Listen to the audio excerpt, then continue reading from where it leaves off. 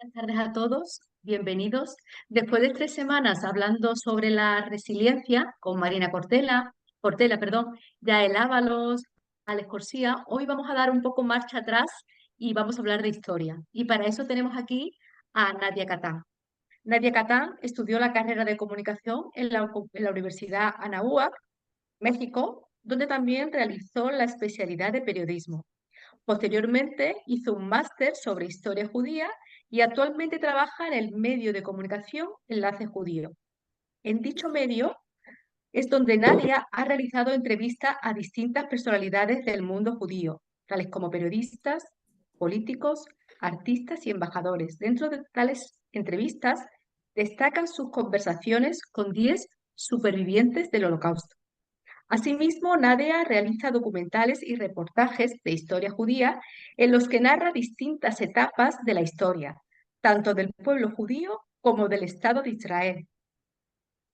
Ha realizado más de 400 vídeos y en su canal de YouTube llamado Nadia Gatán cuenta con poco más de 120.000 suscriptores. Nadia da cursos y conferencias sobre historia del antisemitismo y sobre la historia del Estado de Israel. Es constantemente invitada a programas de radio a nivel nacional. Su objetivo continuo es dar a conocer la historia del pueblo judío.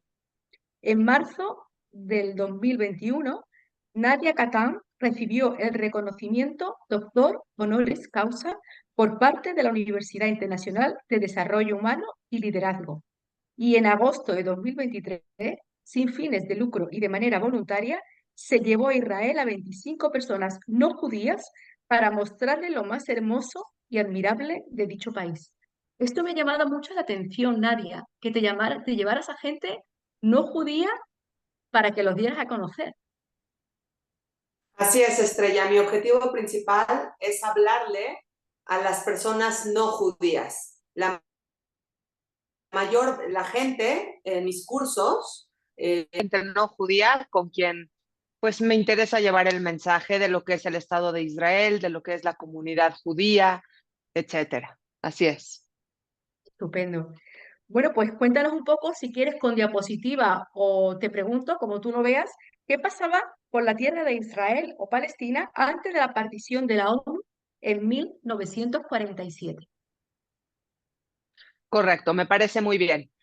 Vamos a traté de estas diapositivas pasárselas a todos ustedes. Siempre, si nos apoyamos visualmente en algo, el conocimiento queda sellado de mejor manera.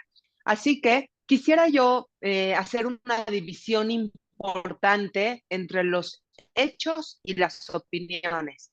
Para hablar de cualquier acontecimiento en la historia, es importante que diferenciemos los hechos de las opiniones. Entonces, ¿qué tenemos antes de 1947? ¿Ambas identidades existen? La respuesta es sí. La identidad judía existe, es sumamente antigua, tiene para 1940, tiene casi 2000 años.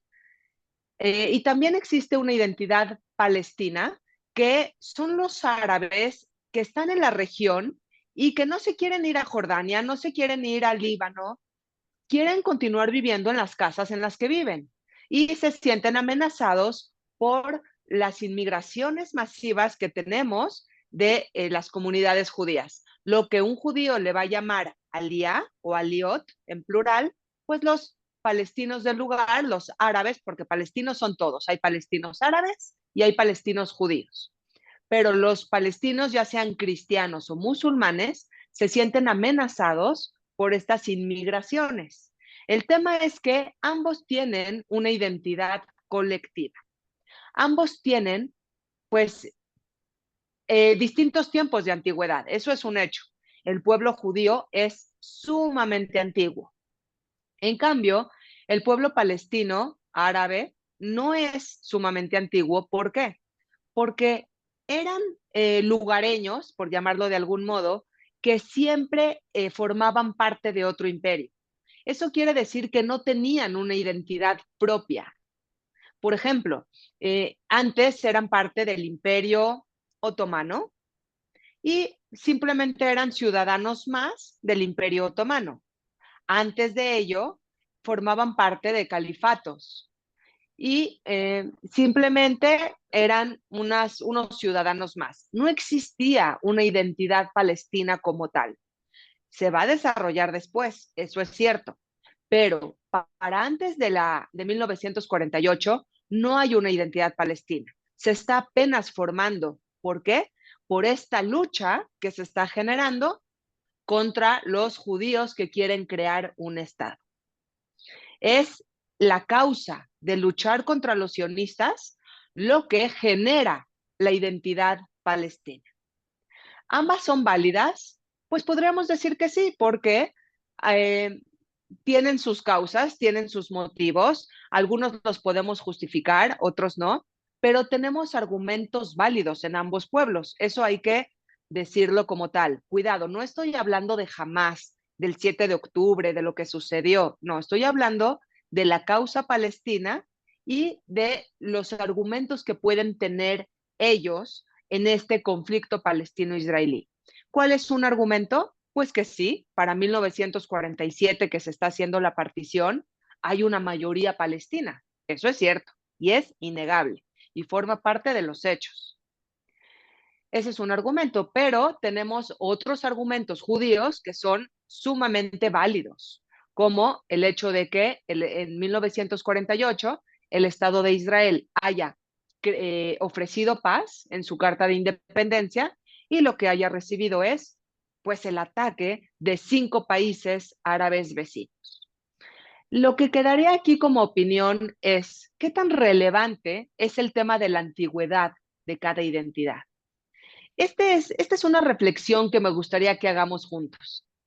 Nosotros, el pueblo judío, argumenta de manera constante que pues el pueblo judío tiene una conexión ancestral con esta tierra, con la tierra de Israel. Y eso es completamente cierto. Se ha comprobado arqueológicamente.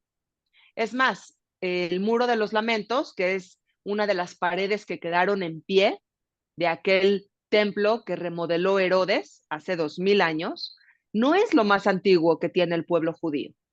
¿Quién activa su micro de las 29 personas que están aquí en este momento conectadas y me dice cuál es el sitio que más comprueba la conexión entre los judíos y esta tierra, pero el sitio más antiguo? ¿Quién me dice? En la tierra de Israel. A ver, yo no sé. Jericó. Estamos cerca, muy bien. Voy a Hebrón. darles un... Exactamente. ¿Qué tenemos en Hebrón particularmente? La tumba de las matriarcas. Correcto, la tumba de los patriarcas, así es, en donde tenemos patriarcas y matriarcas ahí. ¿Hay alguna prueba arqueológica que nos diga que Hebrón, que la tumba, Meharata Machpelah, como se dice en hebreo, es ahí donde está enterrado Abraham, Sarah, etcétera? No, no tenemos. Además, el patriarca lo compró para que no hubiera duda. Así es, eso lo tenemos en la Biblia relatado, en el libro de Génesis. Entonces, sí, tenemos una conexión muy antigua del pueblo judío con esta tierra. Pero, ¿qué tan relevante es el tema de la antigüedad de cada identidad? Por ejemplo, del pueblo judío. Ahí es un tema de opinión. Si silenciamos los que opinamos, por favor que abrimos el micro, sería bueno ya sí, apagar el micro. Vosotros mismos podéis reactivarlos, ¿eh? Lo tenéis para poder reactivar vuestro micro. Entonces, tenemos identidad, sí, ya una Palestina que apenas está naciendo por su lucha contra los sionistas, y tenemos una identidad judía que ya tiene mucho tiempo de antigüedad. ¿Eso cómo lo podemos comprobar? Pues con judíos que están rezando con dirección a Jerusalén desde hace 2000 años. Desde que los judíos se fueron a Babilonia en el año 586 antes de la era cristiana, que fueron exiliados después de que Nabucodonosor II mandó a destruir el primer templo, Tenemos, Estrella, si me ayudas a silenciar a los que están activos sus micros para que no se cuele el ruido. Sí. Este, Sí. desde Es ese que lo puse momento para, que... lo encendí para que te respondieran, pero ahora se han puesto todos y entonces estoy Sí, intentando silenciarlo. gracias. Vale. Gracias. La mejor manera, señores, para participar, les voy a decir cuál es. Avanzo un poquito y luego digo si alguien tiene alguna pregunta y entonces es ahí Perfecto. cuando metemos las preguntas, ¿va? Estupendo. Entonces, el primer templo, el que construyó el rey Salomón, fue destruido en el año 586 antes de la era cristiana y los judíos fueron exiliados a Babilonia. Muchos de ustedes saben esto. El tema es que desde ese momento el pueblo judío reza con dirección a Jerusalén y pues sí hay una identidad judía, hay una conexión entre los judíos y esta tierra. Muchos judíos sefaradim, cada vez que hacen su cena de Pesaj, ¿qué dicen? ¿De dónde vengo? De Mitzrayim, de Egipto, y hacia dónde voy? Hacia Jerusalén, hacia Jerusalén. Entonces, hay una identidad y hay una conexión. Pero vamos a ubicarnos tantito en la década de los 30, Estrella, porque tú me preguntaste qué está pasando antes de 1948. Pues simplemente en el 33 sube Hitler al poder. En 1934 se hace un boicot económico contra la comunidad judía de Alemania. Y en 1935 pasa algo terrible con la comunidad judía de Alemania. Las leyes de Nuremberg le quitan a los judíos su ciudadanía alemana. De la noche a la mañana, los judíos alemanes ya no son ciudadanos alemanes. Esto va a provocar una inmigración importante. En 1935, 62,000 judíos alemanes emigraron a Palestina. Esto entra dentro de lo que fue la Quinta Aliá, en donde tenemos a 250,000 judíos que están inmigrando hacia Israel o hacia Palestina, porque todavía no le podemos llamar a Israel porque no recibe ese nombre todavía. Sí existe Eretz Israel, pero existe en la conciencia colectiva, en el imaginario, en la memoria, en la emoción. Tiene mucha carga emocional estas dos palabras, Eretz Israel, porque es la tierra de Israel. La que no importa quién la gobierne es Eretz Israel. Y en este tiempo están inmigrando 250,000 judíos. En general, en la década de los 30, en lo que fue nombrada la Quinta Aliá o la Quinta Inmigración Masiva. Es en este momento, señores, sobre todo después de la Noche de los Cristales Rotos, en noviembre de 1938, en donde 1,000 sinagogas fueron dañadas o incendiadas, tanto en Alemania como en Austria, en donde la causa sionista ya deja de ser una utopía, un sueño, una ilusión, y se convierte en una verdadera necesidad. Los judíos tienen que emigrar a Palestina porque necesitan un pedazo de tierra en donde vivir. Y como lo dijo Ari Shavit en su libro Mi Tierra Prometida, mi última parada es aquí. Llevo 2,000 años yendo de un lugar a otro, siendo expulsado de un lugar a otro. Y en esta ocasión, mi última parada, el último sitio en donde voy yo a permanecer, ya es aquí, en mi tierra ancestral. Eso es lo que tenemos, y con esta diapositiva termino tu pregunta, Estrella. Entonces, ¿hay inmigraciones masivas de judíos? Sí, porque definitivamente son masivas, ¿de acuerdo? Nosotros en colegios judíos las llamamos aliot, porque aliá significa subir. Y a la tierra de Israel se sube. ¿Y por qué se sube? Porque hay dos puntos, dos explicaciones ante esto. Porque Jerusalén es una ciudad alta y entonces se decía que cuando la gente va a Jerusalén, sube en cuestión territorial, pero también está la explicación emocional. Estar en Eretz Israel es subir emocionalmente, es estar en un plano superior. Entonces, por eso se hace aliyah o en plural aliot. Pero si nosotros pasamos esta palabra a un lenguaje académico, histórico y sobre todo secular, para que todos puedan entenderlo, estos son inmigraciones masivas. Y sí, hay inmigraciones masivas de judíos a Palestina en las primeras décadas del siglo XX. Eso es un hecho y es un sí total. Lo que ya entra en opiniones es, ¿son justas o injustas? ¿Son justificadas? ¿Son inmigraciones benéficas y pacíficas? ¿O es una invasión injusta? Es ahí donde ya entra la narrativa de cada pueblo. ¿Qué va a decirte un judío? Va a decirte, eran inmigraciones completamente pacíficas de gente y de familias que estaban rotas. ¿Por qué rotas? Porque venían de los pogromos en Rusia.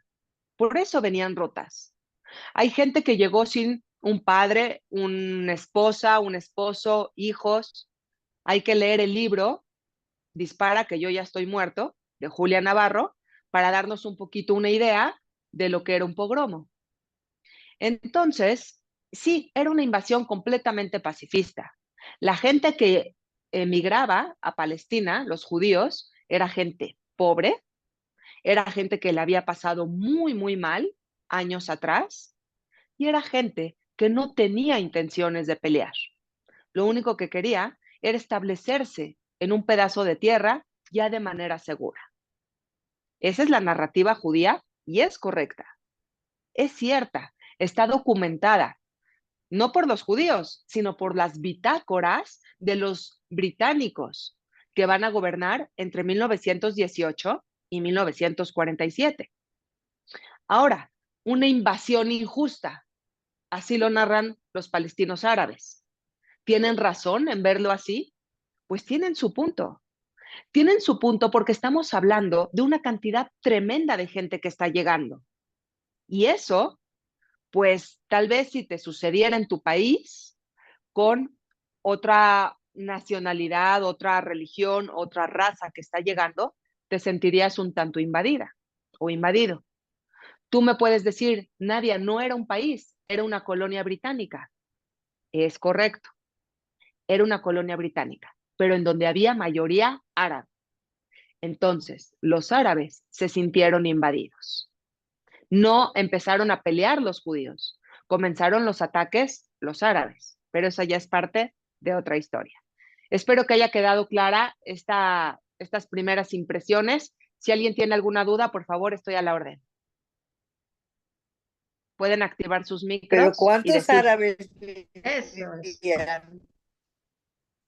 ¿Cuántos árabes vivían? Bueno, ahí no tengo eran tantos. Sí, la gran mayoría eran árabes y te voy a decir por qué. Porque desde que... Tampoco eran tantos, porque había mucho desierto, Es cierto, y aquí tenemos algo, aquí tenemos una respuesta que entonces nos va a volver a cambiar la mente. Cuando los judíos vienen a finales del siglo XVIII y principios del siglo XIX, pero sobre todo el desarrollo más importante que se va a dar en el siglo XIX, y empiezan a construir vialidades, a construir kibutzim, que ahí se van a cosechar frutas y verduras, van a secar los pantanos y entonces el mosquito de la malaria ya va a dejar de ser una amenaza para los locales que viven ahí. Ese desarrollo va a provocar que más árabes lleguen a este lugar. ¿Por qué? Porque hay oportunidades de trabajo. De hecho, tenemos constatado por escrito que en los primeros años de los kibutzim, vamos a decir que yo trabajo en un kibutz en donde se cosecha el jitomate. Bueno, pues vienen los árabes, nos compran jitomates al kibutz y se los llevan al shuk, al mercado, a venderlos ahí. Empieza a ser un desarrollo para ambos pueblos, mejorías para ambos pueblos. Pero cierto sector en el pueblo árabe comienza a sentirse amenazado de estas inmigraciones y advertir a los demás que no vendan sus casas porque esto puede poner en riesgo la mayoría árabe en la región. ¿Alguien tiene alguna otra pregunta? ¿Vamos bien hasta aquí? ¿Quieren seguir avanzando? La violencia se va a incrementar en 1935. Y aquí tenemos a un hombre que se llama Is Adin al-Qassam. Él nació en Siria, él fundó la Mano Negra, que es una organización militar antibritánica y también antisionista. Él llegó a tener bajo su mando casi 1,000 hombres. ¿Y qué creen? Que murió a manos británicas en 1935. Los ingleses creyeron que fue un gran golpe para ya restablecer el orden, pero lo que pasó en realidad es que este hombre, que se apellida Qassam, se convirtió en una inspiración para los árabes. De hecho, a David Ben Gurión, que pues dirigía a la comunidad judía de Palestina, dijo, ese hombre nos va a hacer más daño muerto que vivo. ¿Y saben qué? No se equivocó. Esto es Hamas, hoy en día la organización terrorista. Estos son los misiles. Vean cómo se llaman estos misiles. Se llaman Qassam porque llevan el apellido de este hombre, porque es una inspiración para organizaciones terroristas fundamentalistas como Hamas. Así, el conflicto se va desarrollando y en 1936 ya explota de manera importante. Ahorita voy con eso de 1936. Estrella, ¿quieres decirme tu segunda pregunta que tenías preparada? Sí. ¿Por qué si el Estado de... Bueno, eso yo creo que lo comentaste antes, ¿no? Que si el Estado de Israel declaró su independencia, ¿por qué los palestinos y árabes no quisieron declarar también su propio Estado y se lanzaron a una guerra? No sé si esto lo comentaste antes. Ok, ahorita vamos para allá. Entonces voy a tomar en cuenta esa pregunta para contestarla al final de esta plática. En 1936 tenemos la revuelta árabe. Ahora sí ya los árabes desesperados de que los británicos dan permiso a los judíos de entrar a Palestina. El mufti, que se llama Jamin al-Husseini, el gobernador de Jerusalén, dice, ¿saben qué? Los judíos están tratando de tomar la explanada de las mezquitas. Con el simple rumor, los árabes se levantan en armas y también están inspirados por los egipcios, quienes antes habían atacado a los británicos porque habían ya hecho una revolución bastante importante en los egipcios. Hay asesinatos entre los clanes, todo es un caos. El territorio fue muy, muy dañado en esta revuelta, pero el tema es que los árabes en 1936 se lanzan a una revuelta árabe, así se va a llamar. ¿Qué sucede? Que atacan a los británicos y atacan a los judíos locales. Hay gente que se queda en medio. Por ejemplo, Earl Charles Wingate, él era cristiano, él era británico y apoyó la causa sionista. ¿Qué le pasó? Tuvo un accidente aéreo en 1944. Si fue accidente aéreo o si fue un asesinato, pues no lo sabemos. Tenemos aquí a Stern, Abraham Stern, que funda la organización Lehi, que está en contra de los árabes y los británicos y cree que lo que está haciendo David Ben Gurión de la diplomacia no sirve para nada, que el objetivo es luchar contra los árabes hasta lograr un Estado propio. Estas organizaciones radicales judías lo que piensan es, ningún Estado se ha logrado Esos por son paz. frambuesas. ¿Ok? Silencio ahí, algún micro, gracias. Ningún país se ha logrado por vías diplomáticas y pacíficas. Tenemos que lograr y luchar por nuestro Estado a través de la lucha. Y entonces, organizaciones como Irgun o como Lehi piensan de este modo y van a luchar contra los árabes. Tenemos aquí a otro hombre que es Lord Walter Moyne. Él es amigo de Winston Churchill.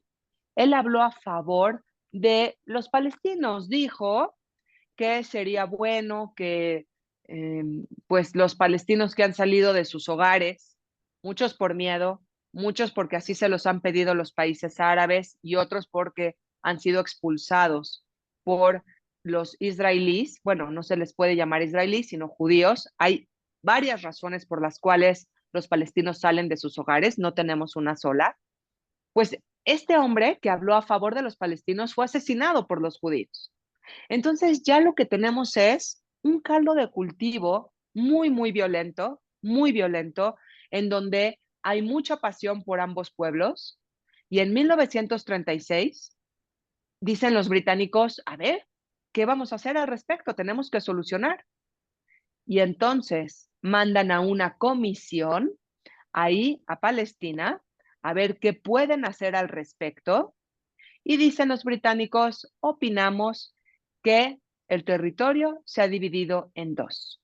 Esta, señores, es la primera vez en la historia en la que el territorio de Palestina se sugiere que se divida en dos. La parte rosa iba a ser para los árabes. ¿Por qué tan grande? Bueno, porque eran mayoría. Entonces se está dividiendo el territorio según la cantidad de gente. Y la parte naranja iba a ser para los judíos. Se genera el debate dentro de la comunidad judía. ¿De qué nos sirve este pedazo tan pequeñito? ¿Qué vamos a hacer? Ni siquiera lo podríamos defender militarmente si nos atacan. Y aquí podrían caber, pues, todos los judíos que quieran venir. El caso es de que entre el tema de aceptar o no aceptar, un segundo, porque aceptar o no aceptar, no se resuelve nada, porque está la revuelta árabe en su esplendor, hay violencia por todas partes. Y entonces, ¿cuáles son las consecuencias de la revuelta árabe? Tres principalmente. Número uno, la sublevación no tuvo éxito.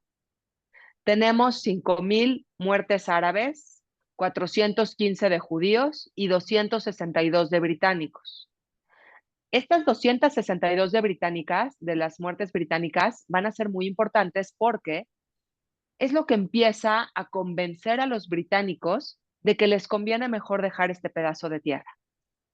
Árabes y judíos se están peleando de manera terrible y es mejor soltar esta colonia británica que está causando tantos problemas. Si les está causando ya muertes de británicos, es más, la sociedad en Londres empieza a exigir soltar la colonia de Palestina, porque no se trata de que los británicos mueran en este fuego cruzado entre árabes y judíos. Otra consecuencia importante es que ya va a haber una mucho mayor desvinculación económica entre árabes y judíos.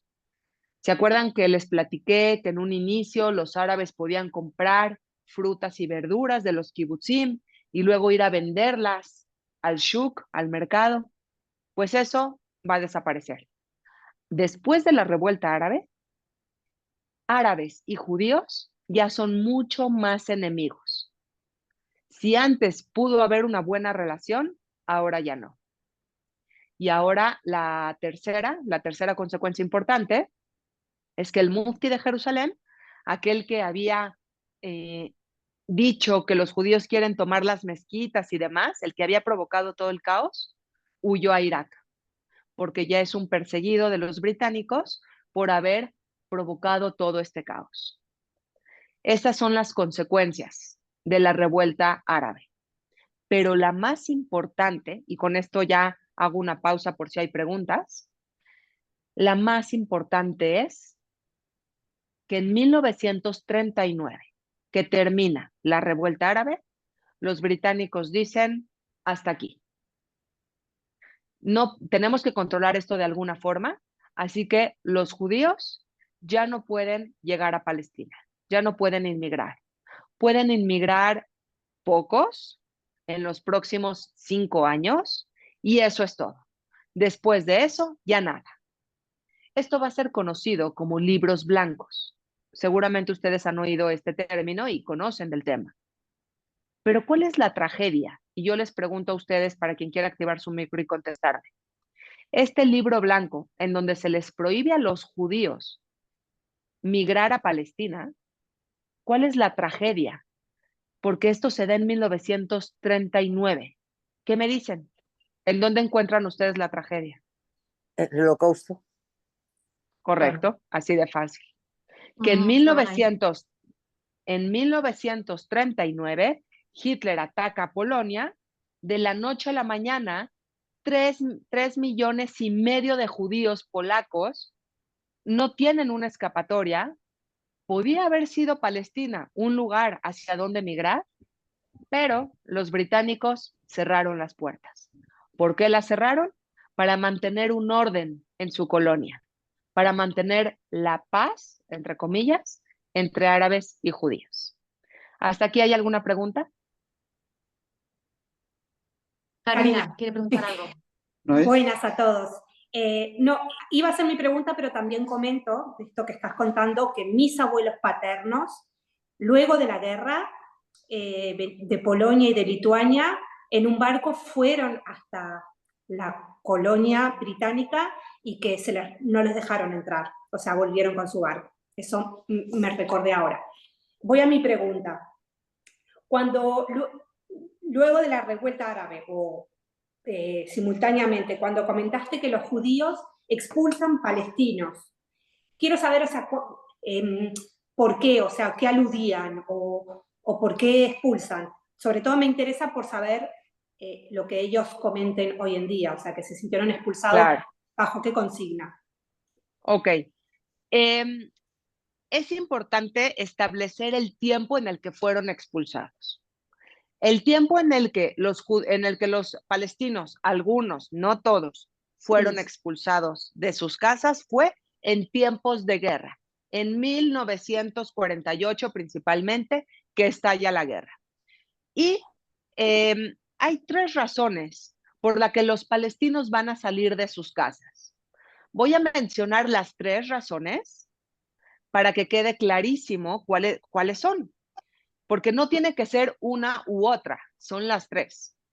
Número 1, los árabes palestinos salieron de sus casas porque los países árabes vecinos, Egipto, Siria, Irak, Jordania, les aconsejaron que salgan de sus casas para que ellos puedan echar a los judíos al mar, esa era la frase, y eventualmente los árabes palestinos iban a poder regresar a sus casas.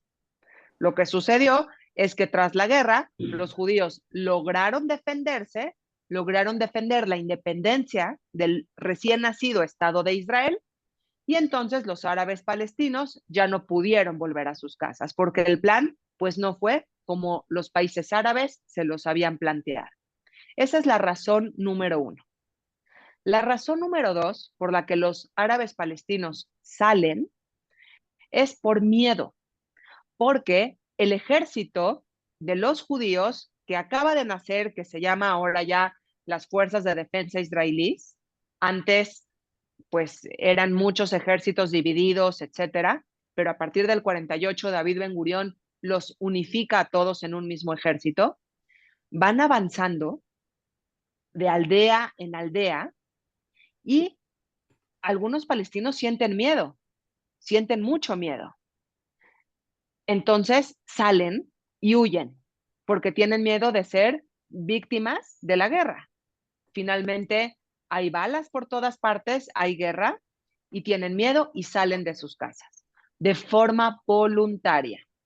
Esa es la razón número 2.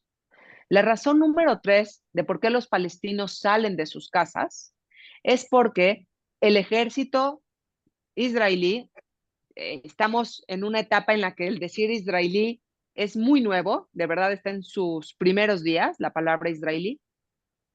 Les tocan la puerta y les dicen que salgan y sigan la fila. Y el seguir la fila conducía a campos de refugiados. Y sí, tenemos esta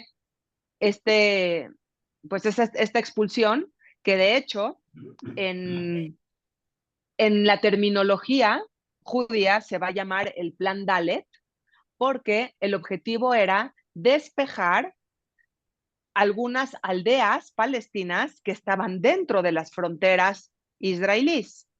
¿Por qué? Porque dijo David Ben Gurión, yo puedo defenderme contra países externos. Será difícil porque es todo un desafío, son países formados con ejércitos muy formales, etcétera, pero tan siquiera están afuera esas amenazas. Siria afuera de Israel, Egipto, Siria, Jordania, todos afuera de Israel. Pero si tengo árabes dentro de mis fronteras, va a ser un problema en cuestión defensa. Así que tenemos también este tipo de expulsión. Por lo que cuando está el debate de que si los palestinos fueron expulsados o no, la respuesta es ambos.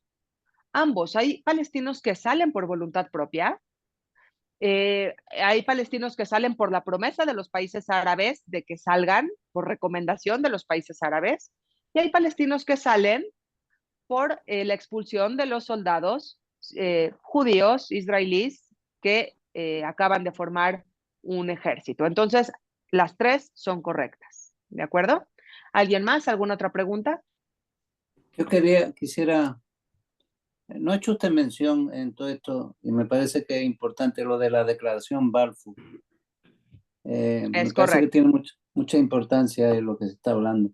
Y una cosa también que también tiene su importancia, me parece a mí, la inmigración que se produjo, los primeros, a partir del año 1900 aproximadamente, todos los ornitólogos que llegaban eran gente que compraban tierra. Y los árabes, los caciques árabes, le vendían las tierras encantados. Y se aprovechaban de los pobrecitos que estaban allí. Los árabes, los jefes, los caciques. Es decir, que era una emigración bastante pacífica, inicialmente no era nada. Palestina. Y después yo entiendo, yo no sé si estoy equivocado, he leído mal o he leído una parte de la historia errónea, pero parece ser que Israel conquistaba terreno a partir de defenderse, a partir de que le atacaban. Claro. No era Israel quien le atacaba a ellos, eran ellos quienes atacaban, y además la cantidad de personas muertas era increíble. Claro. Ok, vamos a decir algunos puntos que comentaste. Número 1, ¿quién inicia la violencia? Y está completamente documentado. La inician los árabes. En 1920 y en 1921 tenemos los primeros brotes de violencia de árabes contra judíos, en donde incluso hay muertos judíos en Yafo. Ahí están los primeros brotes. Luego, en 1929 tenemos la masacre de Hebrón, en donde más de 100 judíos fueron asesinados en un auténtico pogromo por los árabes. Entonces, está documentado por los británicos. La violencia, otro tipo de violencia que ejercían era quemar los kibutzim, lo que era terrible para las comunidades judías, porque de por sí les costaba trabajo la vida económicamente, y cuando los árabes de pronto quemaban las cosechas, pues era toda una tragedia. Por eso los judíos tuvieron que implementar un sistema de patrullaje y vigilancia en los kibutzim para proteger estos sembradíos de los árabes. Y cuando se anexionaban terrenos los yehudí, nuestros hermanos, lo hacían para protegerse como autodefensa, porque ellos apenas tenían espacio, eran vulnerables, y entonces lo que hacían es llevar su seguridad un poco más lejos, y ese era el sentido de anexionarse trocitos de tierra poquito a poco, como hicieron. Era un mecanismo de defensa. Un mecanismo de defensa que no solamente ha utilizado los soldados judíos, sino muchos soldados, muchos ejércitos a nivel mundial.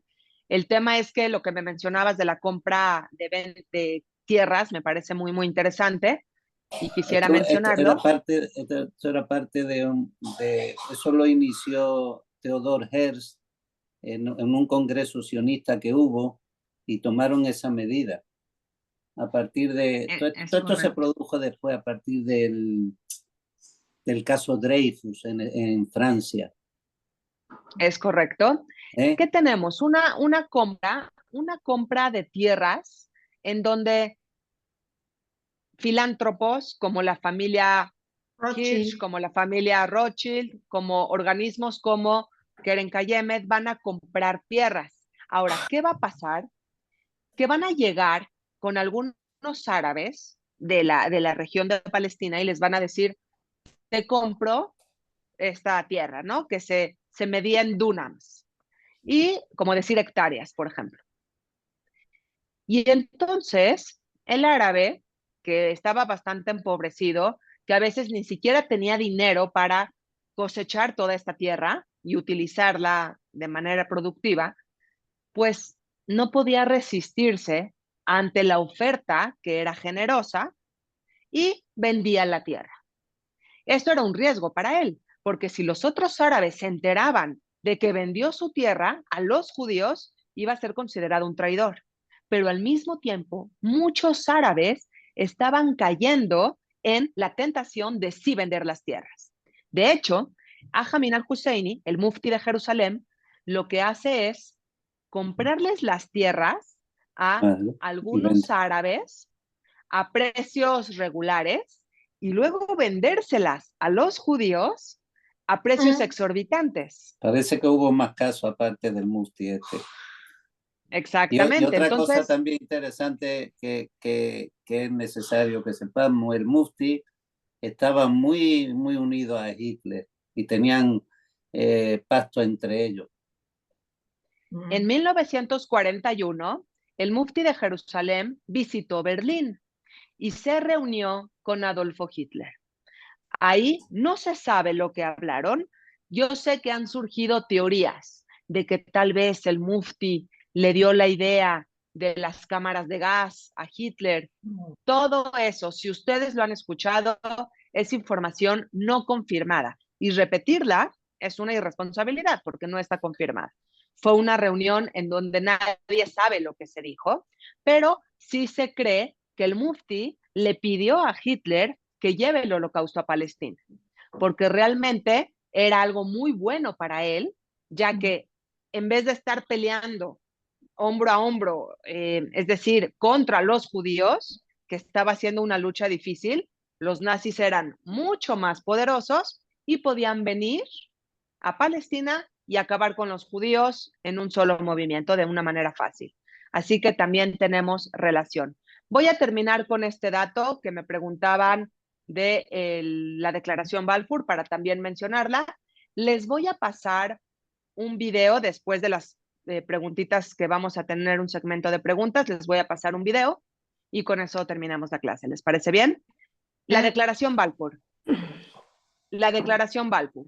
En 1917, Arthur James Balfour, secretario de Relaciones Exteriores de Gran Bretaña, hace una carta a un líder comunitario, que es Rothschild, y le dice, el gobierno de su majestad ve con buenos ojos el establecimiento de un hogar nacional para el pueblo judío en Palestina. Esto es durante la Primera Guerra Mundial, 1917. ¿Qué va a pasar? Que muchos judíos van a sentir emoción, van a sentir esperanza de que sí, en Palestina va a poder establecerse un hogar judío. Y se lanza otra alía, otra inmigración de judíos hacia Palestina. Los árabes otra vez, muy descontento por esto. Esta declaración Balfour va a ser muy importante para el pueblo judío. Pero los británicos fueron tramposos, porque así como le prometieron a los judíos a través de la declaración Balfour, y a ti, Aarón, te pregunto, me mencionas la declaración Balfour, ¿tú has escuchado hablar alguna vez de las cartas McMahon? No. ¿Ok? Las cartas McMahon son unas cartas que son 10 aproximadamente, que van a establecerse entre los árabes, Ali, un árabe importante, un líder, y McMahon, un diplomático británico, en donde les están prometiendo tierras árabes. Entonces tenemos promesas dobles. Los judíos mencionan mucho la declaración Balfour y están en lo correcto, es cierto, sucedió. Y los parece que árabes tuvo mencionan... peso en las Naciones Unidas cuando, antes de la partición, en las votaciones, parece que tuvo su importancia también. Claro, Pesó porque bastante. lo que quedó muy claro es que los británicos hicieron promesas dobles a los árabes y a los judíos. ¿Y por qué hicieron estas promesas dobles? Y con esta respuesta termino antes de pasar a sus preguntas. Muy fácil. Para obtener apoyo tanto de los judíos como de los árabes en su lucha contra el Imperio Otomano durante la Primera Guerra Mundial. Por eso, las promesas dobles. Y por eso, ahí está el inicio del conflicto. Nosotros titulamos esta plática La raíz del conflicto. Bueno, pues ahí tienen la raíz del conflicto. Las promesas dobles, tanto a los árabes como a los judíos. Vamos a sus preguntas, por favor. Unos 10 minutitos saber de preguntas. ¿Sí? si se sabe qué cantidad de árabes fueron expulsados de Okay. Palestina, si se sabe la cantidad, el número. Ok.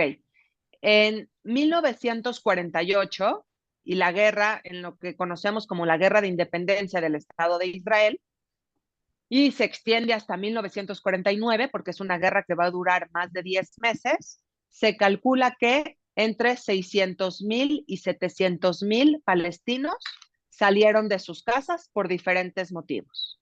¿De acuerdo? Que no todos fueron expulsados por Israel, unos porque ellos querían salir, pero yo pregunto, ¿cuántos fueron los que los judíos expulsaron? No los que salieron por voluntad propia. No se sabe, no tenemos un número. No tenemos un número. ¿Podrías tú investigar de manera individual? No, es que te quiero decir esto porque es interesante para quien le interese más el concepto. Sí. Lo que es Plan Dalet. Dalet es Aleph, Bet, Gimel, Dalet, la cuarta letra. Ya. Sí. Correcto. Plan Dalet. El Plan Dalet, y podemos investigar mucho más de este tema, pero entre 600,000 y 700,000 judíos, palestinos, árabes, salieron de sus casas durante la guerra.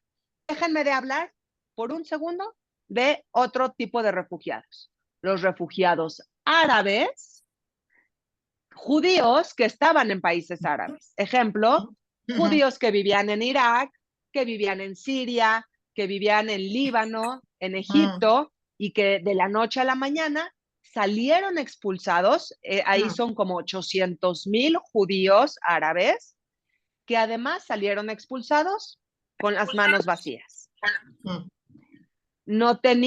Ellos tenían buena posición económica en sus países, pero no les permitieron ni vender sus propiedades, ni sacar el dinero de sus cuentas bancarias, nada. Y se fueron expulsados precisamente por esta guerra que se da entre Israel y los países árabes. Otros sufridos de la guerra fueron los judíos de los países árabes. Exacto. ¿Alguien más? ¿Alguna otra pregunta? Sí, Mordejai. Nadia. Adelante. Buenas tardes. Hola, Mordejai. Un abrazo muy grande, Nadia. Mira, es que precisamente me has medio contestado ya, ¿no? Yo te iba a hablar de esos refugiados judíos en países árabes, como por ejemplo nosotros que estamos aquí cerca de Marruecos, y en el 48 hubo una matanza en un pueblo que mataron a 43 judíos, y se habla muy poquito tanto de las matanzas que hubieron en el 48 en los países árabes, como de las expulsiones de los judíos en los países árabes. Y la verdad que parece que es un tema tabú, la gente no habla y totalmente se focaliza todo el tema y tú como periodista, ¿cuál es el detonante o cuál puede ser el motivo que no se esté hablando tanto eso o los árabes no han ganado la batalla periodística en ese aspecto?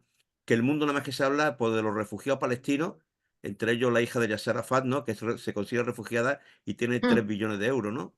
Pero se considera una refugiada y recibe una paga todos los meses, ¿no? pero nadie habla ni nadie le da dinero a toda la cantidad de refugiados judíos que ha habido alrededor del mundo en todos los países árabes. Es algo bueno, no sé si por nuestro carácter como judíos o por qué ha sido, pero se parece que no ha habido ningún expulsado, ningún refugiado judío. Mordejai, la respuesta es muy, muy fácil. Porque los refugiados judíos de los países árabes fueron absorbidos por el Estado de Israel y no fueron un problema para nadie. David Ben-Gurión primero los puso en pequeñas casas de campaña, luego con muchísimo esfuerzo se logró pasarlos a casas y departamentos y el Estado de Israel los absorbió, porque era su compromiso de país judío absorber a todos los judíos que llegaran. Así que esa es la razón. En cambio, los palestinos árabes heredaron el problema. Eso es algo completamente ilógico. Y Alisa, que me preguntó hace rato y que le comentaba a ella, ¿cuántos palestinos estábamos hablando que fueron expulsados o que salieron de sus casas en la guerra del 48? 600,000 o 700,000 palestinos. Pues ahora tenemos 5 millones. ¿Y por qué tenemos 5 millones? Pues porque ya se multiplicaron. Así que el problema ya se multiplicó y siguen en carácter de refugiados. ¿Qué debería de hacer Egipto, Irak, Siria, Líbano, Jordania? Absorberlos y darles la ciudadanía. Porque si yo te digo a ti, salte de tu casa, salte de tu casa, salte de tu casa, y te sales, lo mínimo que debo de hacer es, ahora que ya no tienes casa, recibirte en la mía. Pero no solamente los instaron a una guerra, sino que, ya que perdieron la guerra, los dejaron apátridas, los dejaron con el problema. Y Mordejai, concluyendo la respuesta, los refugiados judíos de los países árabes no recibieron la atención mediática que merecían porque Israel resolvió el problema. Aida tiene una pregunta. Aida, activa tu micro, porfa. Bueno, sí. Lo que es más, Israel ha pagado para que los falashas salgan de su país, ha pagado al gobierno para dejar a los judíos salir. Sí, es correcto. Y ha sido un tema que tiene mucho debate y tristeza y pasiones ahí, pero sí hay una gran diferencia en cómo se ha portado el Estado de Israel absorbiendo a sus refugiados y cómo se portaron los países árabes que no los absorbieron, que no les dieron la ciudadanía, etcétera. Y así se ha mantenido la causa palestina viva. Perdieron la guerra, pero la causa palestina pues sigue viva. Me voy con la última pregunta para pasarles un video.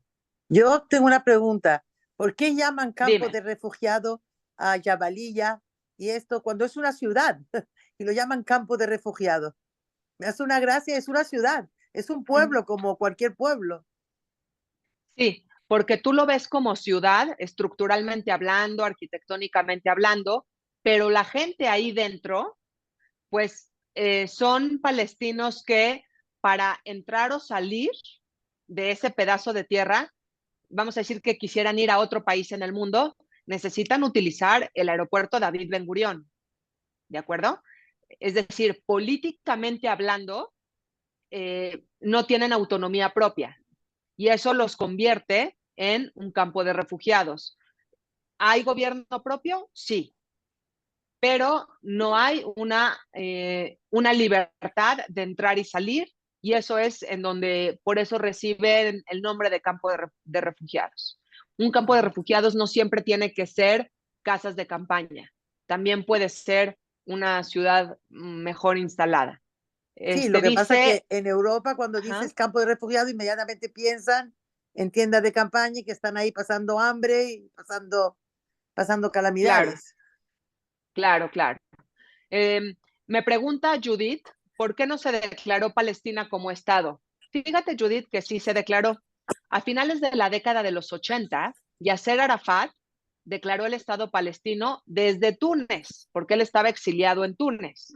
Algunos países lo reconocieron, algunos otros países no lo reconocieron.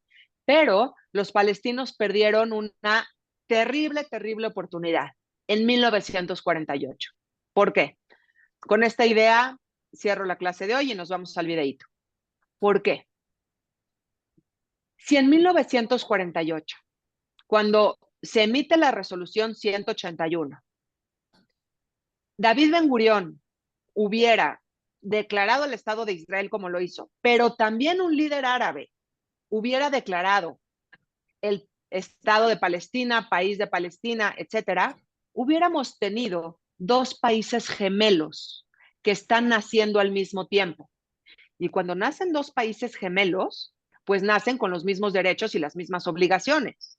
Y los dos países tienen el derecho de tener autonomía, gobierno propio, milicia, es decir, ejército propio, tener una libertad de tránsito total, tener un aeropuerto en donde personas y objetos lleguen y salgan de manera libre, cosas que no tiene Palestina hoy en día. Pero ¿qué decidieron los palestinos? No declarar su Estado en 1948, sino lanzarse a una guerra que, por cierto, 10 meses después perdieron.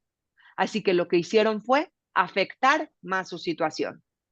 Luego, cuando los países árabes vecinos no les dan una ciudadanía, afectan todavía más su situación. Luego, cuando se forma Hamás, por ejemplo, en la década de los 80, y Israel tiene que protegerse de Hamás, y entonces les hacen un control, un bloqueo, en donde revisan cada cosa que pasa a Gaza, pues entonces afectan más su situación. Es decir, sus decisiones que se van hacia lo radical han afectado más sus condiciones de vida. ¿Sus condiciones de vida están afectadas? Sí, 100%. Eso que no quepa duda, por las decisiones que han tomado. También que no quepa duda. Vamos entonces a un videíto. Voy a compartir pantalla, perdón, un segundito. Antes de compartir pantalla, un segundo.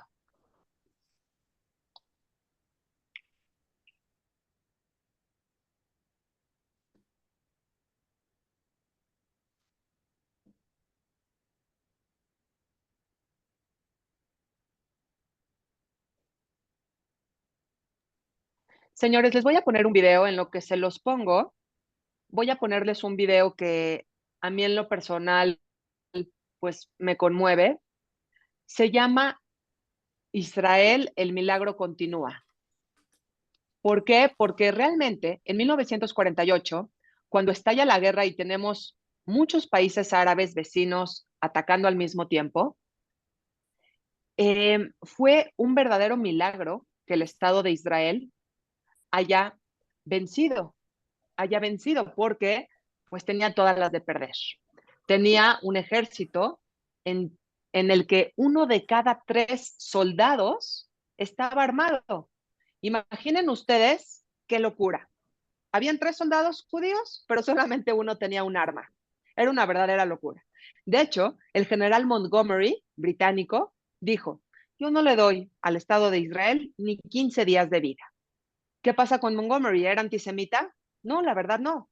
Eran sus cálculos en base a su experiencia militar. Así que vamos ahora sí a ver el video. Comparto pantalla. Súbanle el volumen a sus dispositivos. Estrella, te pido que silencies a todos para que no se cuele el ruido de ninguna casa. Ahora mismo. Un momentito, por favor. Vale, están todos menos tú. Perfecto, está muy bien. Vamos a ver este video.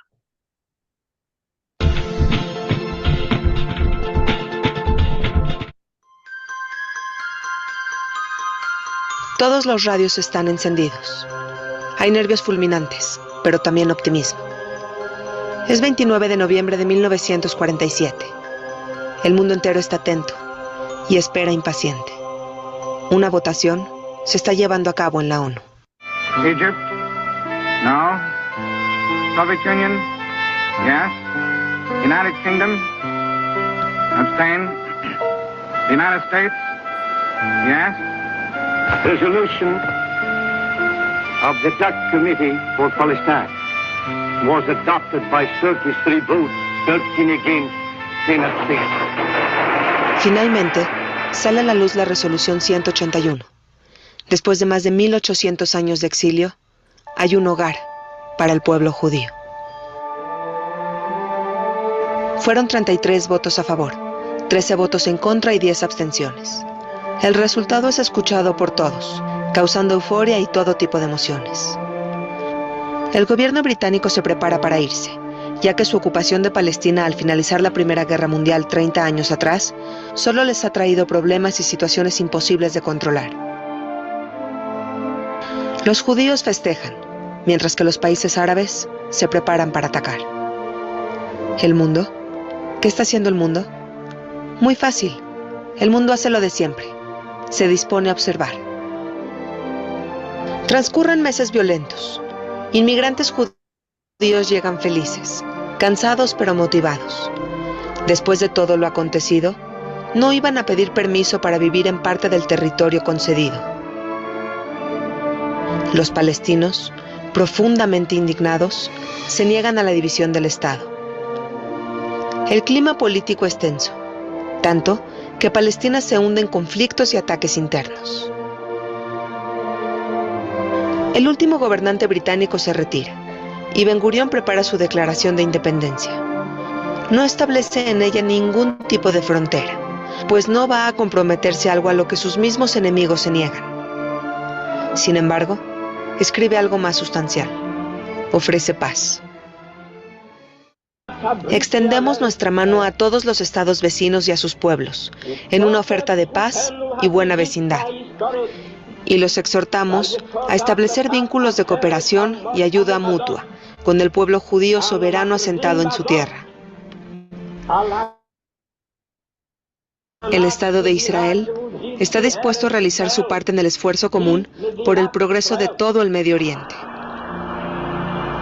Los principios de la Carta Fundacional son la libertad, la justicia y la paz. La Carta de Independencia también abre las puertas a todos los judíos del mundo y pide ayuda para la construcción del naciente Estado. Así, en un documento de 650 palabras, quedó consumado un sueño milenario. Después de haber sido esclavos en Egipto por tantos años, después de la matanza en el año 721, antes de la era cristiana a manos de los asirios, después de que el imponente imperio babilónico destruyera el primer templo, después de Alejandro Magno y su consecuente helenismo, que prohibió a los judíos practicar su religión. Y cómo olvidar a los romanos, que quemaron el segundo templo en el año 70, abriendo paso a una gran dispersión. Los judíos fuimos víctimas entre muchos otros millones de personas de las sangrientas cruzadas y de la cruel Inquisición. Fuimos expulsados de España y sufrimos pogroms. Por siglos enteros los judíos fuimos ciudadanos de segunda clase bajo Imperio Otomano. Padecimos por mucho tiempo la tragedia de no tener un hogar nacional. Y finalmente, fuimos víctimas de la maquinaria de muerte que fue la Shoah. Hoy es 14 de mayo de 1948. Es viernes. Está por comenzar un Shabbat muy especial. Todo está en contra, pero sin embargo, hay una inmensa felicidad.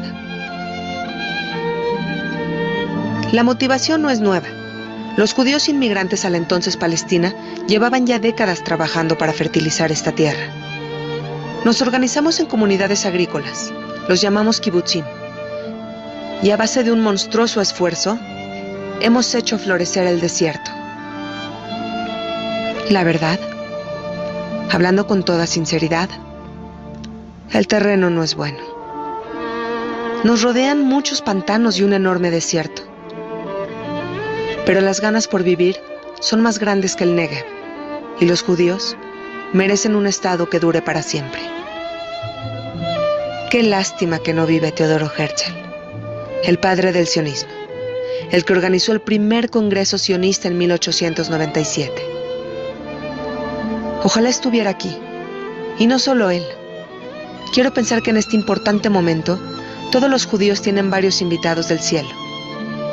Abraham, Itzhak y Jacob son invitados de honor, pues ellos son los cimientos de esta gran nación. Ojalá estuviera Moisés también, y cada profeta, y cada rey. Saúl, David, Salomón, ojalá todos ellos estuvieran aquí el día de hoy.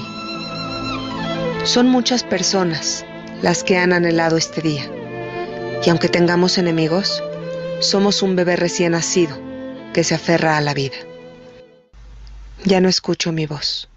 Bombardeos de 5 países árabes hacen un ruido insoportable. Ben Gurión pide ayuda en la radio, y al fondo se escucha a un país en guerra. No tenemos posibilidades. Irak, Siria, Líbano, Egipto y Jordania están atacando, y el ejército israelí no llega ni a 50,000 soldados. Solo un milagro nos puede salvar. Me invade el miedo hasta que despierto. Es el año 2015. Israel ha cumplido 67 años de vida. No me queda duda. Hubo un milagro, y el milagro continúa.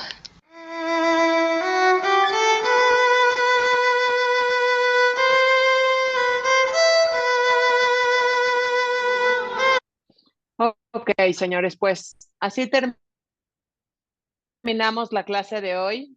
Fue un gusto, una maravilla, la verdad, que nos podamos conectar, ustedes en España, yo Qué en México. maravilla, Los Nadia. abrazo de verdad desde aquí. Me ha hecho llorar. Gracias, Me ha hecho muchas llorar tu gracias. vídeo. Emocionante. Con esa música Gracias. de la lista de Schindler. Lo único Les- que te quiero solamente preguntar, Nadia, si tú crees que hay ¿Sí? posibilidades de paz a medio plazo Yo con todo creo esto que está pasando. Yo creo que la paz en Israel, en el Medio Oriente, tiene que ser una paz armada. Es decir, no es una paz por la buena, una paz genuina, es una paz impuesta.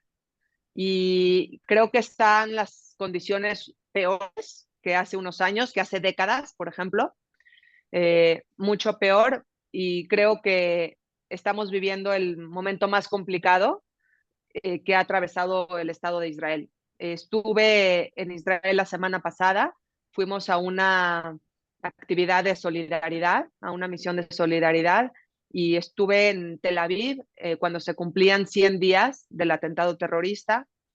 Fue estremecedor ver a todos los familiares de los secuestrados exigiendo, pues con la palabra akshav, que es ahora, exigiendo a sus familiares. Sin embargo, pues si los familiares están en todos estos túneles en Gaza, nunca el ejército israelí la ha tenido tan complicada, nunca. Y bueno, pues condiciones de paz, el 7 de octubre nos alejó de cualquier paz, de cualquier paz. Así que lo que va a hacer el Estado de Israel, seguramente ya sin Netanyahu, porque si hay algo que ya terminó es la carrera de Netanyahu. Solamente ahorita es prioritaria la guerra, pero Netanyahu ya también se terminó como mandatario. Lo que es el objetivo es la seguridad para los israelíes y que Gaza no sea una amenaza más para los ciudadanos israelíes. Así que el método es el que va a ser complicado y pues es una pregunta que todavía nadie puede contestar. ¿Qué sigue después de la guerra? Todavía no lo sabemos, pero sí puedo decirte algo. Los israelíes van a estar más seguros que antes, mucho más seguros. Quizá no por medio de la paz, pero sí ya van a estar mucho más seguros y ese terrible 7 de octubre no se va a repetir. Creo que el Estado de Israel aprendió la lección. Perdón, Gracias. antes de terminar, ¿crees que ha Sí. habido traición por parte de altos mandos y políticos israelíes? Porque militarmente no se entiende, yo que era militar, no se entiende bajo ningún pretexto, ni bajo ninguna idea, ni bajo el concepto, por lo menos en España, de altos mandos militares, no se entiende sin traición que haya podido pasar el 7 de octubre. Es una teoría que se está manejando, solamente que hay que aclarar que todo lo que se maneje ahorita son especulaciones y se mantienen en ese nivel, en especulaciones simplemente. La teoría es un poquito más desarrollada, que alguien que odia a Netanyahu, que lo detesta y que lo quiere ya ver fuera del gobierno, traicionó el tema de seguridad para que haya un ataque y que el ataque estaba a lo mejor planeado para una familia o dos familias y que se salió de control. pero no deja de ser una simple teoría. Una teoría. Yo confío en que los comités de investigación en Israel, cuando empiecen y se dé este comité de investigación, pues sean transparentes y realmente nos arrojen resultados reales. Lo confío, ¿por qué? No por puro corazón, sino porque en el pasado lo hemos visto. En el pasado tuvimos a un Isaac Rabin que tuvo que renunciar en la década de los 70 porque su esposa tenía una cuenta bancaria en Estados Unidos. Y eso es ilegal. Así que tuvo que renunciar a su puesto de primer ministro. Eso habla de un país derecho. Otro tema es Moshe Katsav, presidente de Israel, que fue enviado a la cárcel por acusaciones de acoso sexual. Entonces, tenemos un país que funciona en cuestión transparencia, en donde nadie es intocable. Por ejemplo, yo no sé ustedes en España, pero aquí en Latinoamérica sufrimos de que hay personas intocables en la política. Y en el Estado de Israel no es así. Así que yo espero que tengamos una investigación profesional y que los ciudadanos israelíes, que son los principales que se merecen una explicación, la tengan y que paguen las cuentas quienes las tengan que pagar. Así de fácil. Golda Meir dimitió después de la guerra de Yom Kippur. Así es, se llamó la Comisión Agranat porque realmente ella fue advertida antes de la guerra de Yom Kippur y no hizo caso. Que parece que en esta ocasión también es lo mismo. El servicio de inteligencia egipcio avisó a Benjamín Netanyahu y su oficina o él no hizo caso. Y si esto fue así, van a haber consecuencias que pagar. Señores, muchísimas gracias por conectarse a todos ustedes. Gracias a ti, Nadia. Muchísimas gracias por todo, de verdad. Cuídense Nadia, mucho, síganme. Muchísimas gracias. A ver, les voy a decir algo antes de que se vayan. Y prepárate para que te contactemos de nuevo otra vez. Gracias por tu amabilidad y tu tiempo. Muchísimas gracias. Les quiero decir algo. Me encuentran en todas partes como Nadia Katán. Sí, es más, exacto. Estrella, una pregunta. ¿Tú tienes un WhatsApp con todas las personas? Sí. ¿Un grupo de WhatsApp? Sí, tengo un grupo. Sí. Ok. Les voy a mandar mis redes sociales, se las voy a mandar a Estrella para que puedan seguirme, porque yo subo mucho contenido en Instagram, en TikTok, en YouTube, subo mucho contenido y ahí los estaré viendo, ¿ok? Perfecto. Cuídense mucho. Perfecto. Muchas gracias. Gracias a todos. Nos vemos el miércoles que viene, 31. Hasta pronto. Hasta pronto. Gracias.